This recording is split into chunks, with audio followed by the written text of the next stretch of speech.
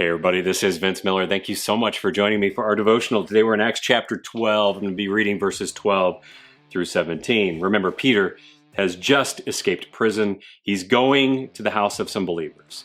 So when he realized this, he went to the house of Mary, the mother of John, whose other name was Mark, where there were many gathered together and they were praying. And when he knocked at the door of the gateway, a servant girl named Rhoda came to answer. Recognizing Peter's voice, in her joy, she did not open the gate, but ran in and reported that Peter was standing at the gate.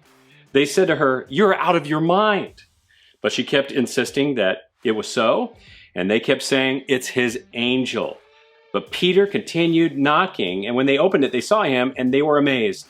But motioning to them with his hand to be silent, he described to them how the Lord had brought him out of the prison. You know, this is one of those Bible stories that preaches to Christians, doesn't it?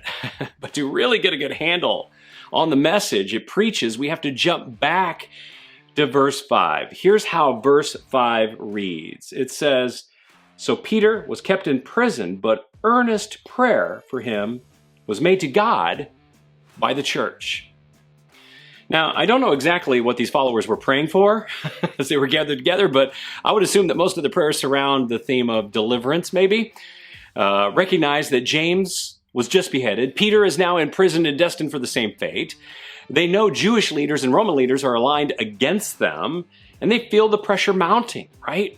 They need divine intervention, and so they resort to earnest prayer for Peter.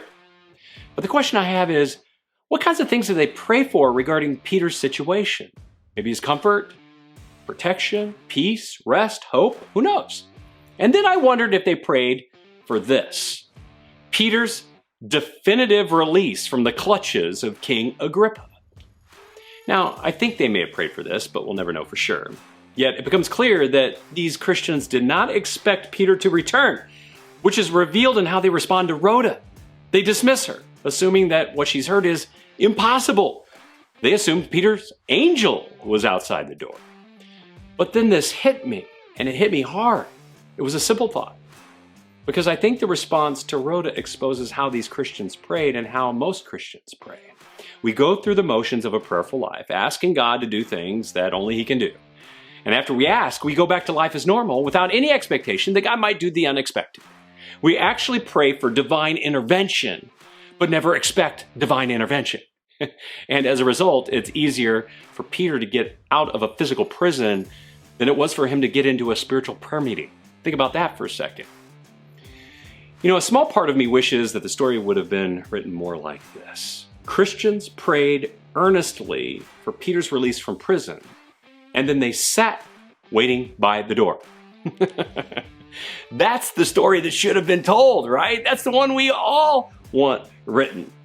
So today, let's band together and commit to praying for something impossible and ask for God to do something impossible, something you cannot do, or that you think is impossible for even Him to do, and ask Him to do it, and then pray earnestly, and then sit patiently and expectantly by the door of your life.